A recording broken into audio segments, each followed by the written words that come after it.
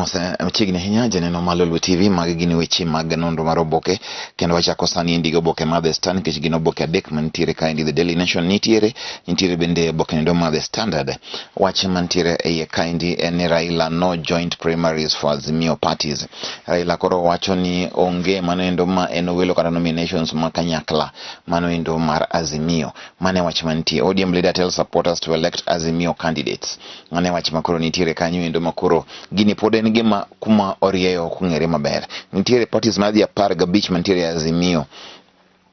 Gite ng'ato ka dwaro mondo mi koro bed ni bende ochungo joge. Ma indi wach maduong' manitie ka sani koro thago wich ji ok ong'e ni obro bedo nang'o ka wadhi nyime kanyo endo. Wach mantiere mana wach no ende makoro nyalo somo mondo winjo koro en ang'o manitiere.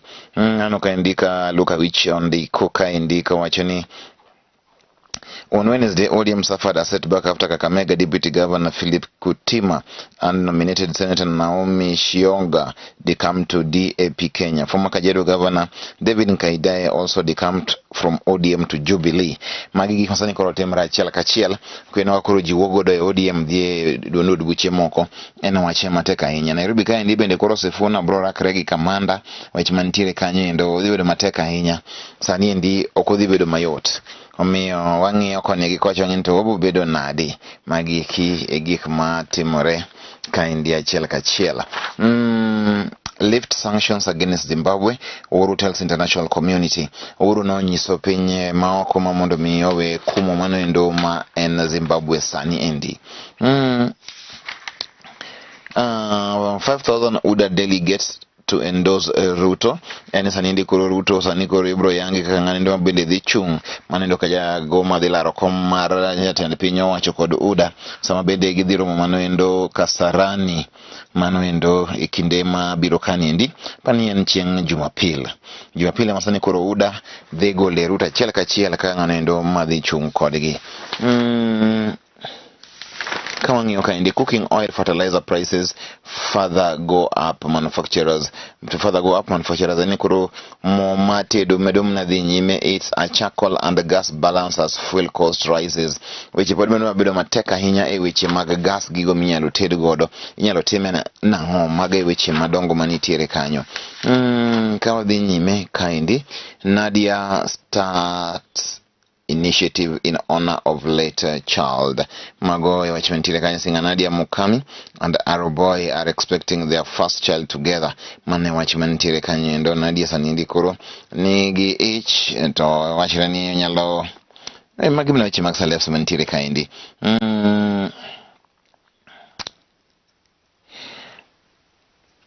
Magi weche manyalo medo kanya dakane mang'na kiti mang'eny malo kanyo. Nairobi to put up safe havens for gender violence survivors. Magi higi ni weche masani kuribo yudo kaindi mag counties kone gi kocha. ODM aspirants for Kakamega governor position failed to agree. My mantiere. Latest report indicate that attempts to achieve a consensus among ODM gubernatorial aspirants in Kakamega is collapsing. ODM has been pushing for consensus among aspirants with Azimio la Umoja movement to field a single candidate to avoid splitting support. Jomoko ringo koro dhi mane DAP en wach ma ok yot ahinya otek mage gik mwang'iyo kaindi gine kwano mabro dhi nyime ka achiel kachiel ka wadhi nyime kod neno weche mamoko. Weche mag Daily Nation mantika mabromi mapiopio en the beast of Forest Road. Jago makoro bila wacho ni mane ntiere e okang' manyime manendo marasando miyo moro wanjano sand Forest Road chande sani koro oyude nyingi Zakari Nyaoga Obadia sani koro imanya achiel kachiel nyaka dala gi Kisii. Timbe maricho mag njore ina manchano neno kane jo apiko timo kande ok owinjore. Miyo sani koro gine akiriki kinyoro nyilao geti mako geti makapiko ge gine kod tabu maliche timbe moko manono ma jose bedo ka koro wigi wach godo which mo kony en sector mosebedo ka koro en sector makoro ji olokre jendeke nyaka tim gimoro mondo mi oket order in it. Mano e wach mantiere. It's make or break for Kalonzo. Ma wach mantiere kanu wacho ni gin gibuere gi Kalonzo mondo mi gin gidhi Azimio. Kalonzo don kende e oka.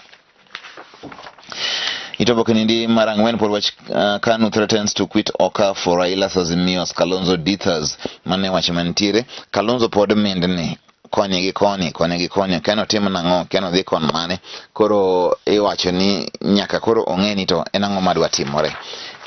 Seche ma koro wadhi nyime ni en mana ni ng'iya ne achiel kachiel pajo somo gi jondiko magiki mantiere ka.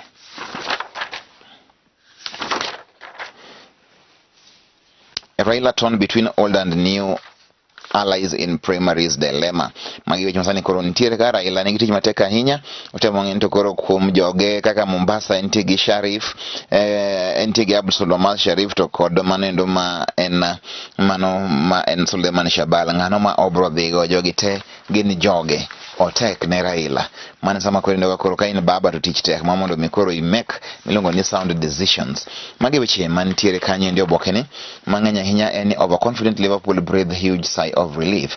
Liverpool nyodwa go kore Anfield sama bene koro Inter Milan nyogo e bao achiel kuom nono. Ne en wach matek ahinya kata kamano Liverpool nodonjo e quarter finals. Mane gima koro ne mako dhoga Liverpool lo tukene te e group stages. Ayo koro dhiogo kendo Inter Milan mano korgi kobiro korgi koro o lose. Mane ndo nyiso ni ne nitiere confidence moro moko ne kare.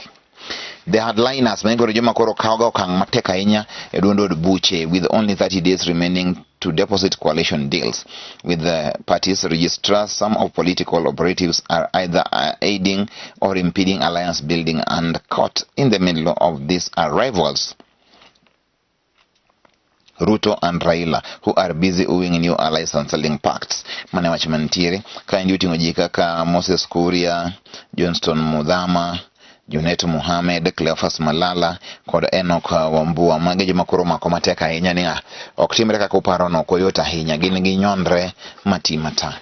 Jolony wacho ni koro COVID-19 koro ken gino manyalo buogo ji ahinya e piny Kenya ka indi, kata kamano ber mondo mi ji obed ka koro ji otang'. Mane wachre experts, COVID-19 no longer a threat but remain alert. Nyaka itang' seche duto kata dogo ni koro COVID-19 ok en manendo mabende nyalo kelo ni weche mang'eny. KCP nyoro to Magoha wacho ni jumbe ariyo bobedo ka koro oselandi duoko mag KCPE maendi bobedo gima ber ahinya ne jogo mabe kono timo penj mondo mi ging'e ni to ere kaka giji panga.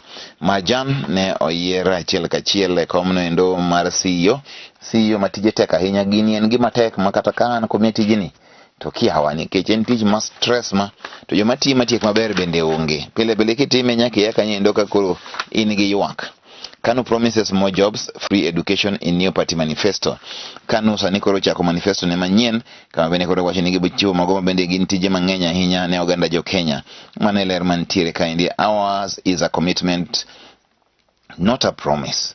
A commitment to look after poor, marginalized, and a commitment to remove the barriers that prevent a majority from proposing, and a commitment to restore decency in living within our borders. Mano Gideon Moi sani koro negitimo manendo ma en mano gine manyien. Sama bende koro Jimmy Wanjigi benodhi mano endo e Safina kano wuok e ODM koro gik mancho timne achiel kachiel. Jimmy Wanjigi koro bro chung mano endo kod Safina. Mwite now welcomes Wanjigi to Safina party as Kabando jump ship. Jimmy Wanjigi will now seek to run for president under Safina party. Wanjigi, who ditched ODM this week, was yesterday welcomed to Safina by party leader. I am a man who believes in competition. I will be asking the Safina party ticket during the party's national delegates conference, he said. NDC scheduled for March 21st. He said he had forgiven those who offended him during the ODM NDC at Kasarani. Manengima owacho achiel kachiel kanyo endo.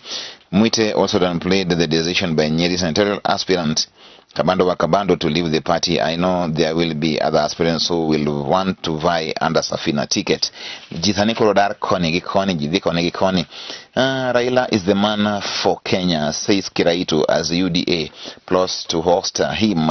Ane wachimandisa ni endini koro linturi doa golo Kiraitu kod UDA.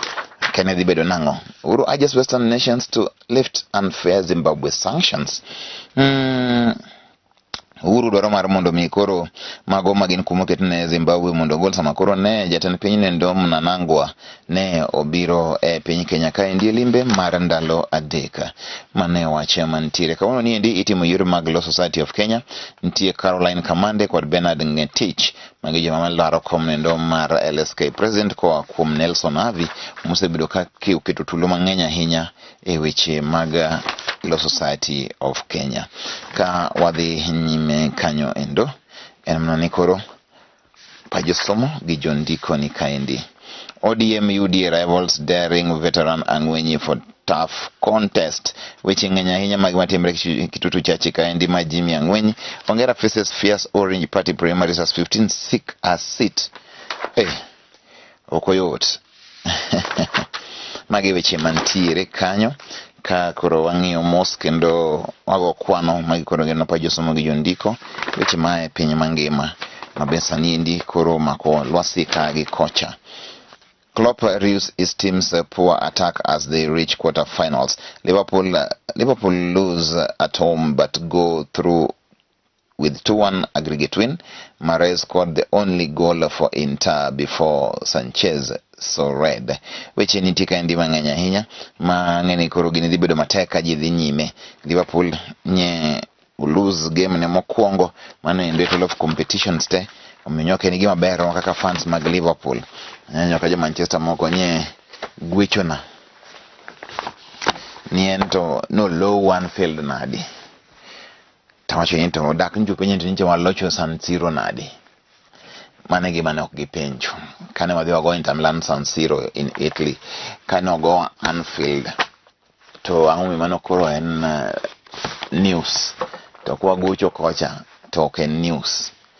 Jo Manchester nyaka ubed joma beyo uru donjru kodwa onge wach we waweye gi kanyo kiny beno odiochieng' machielo.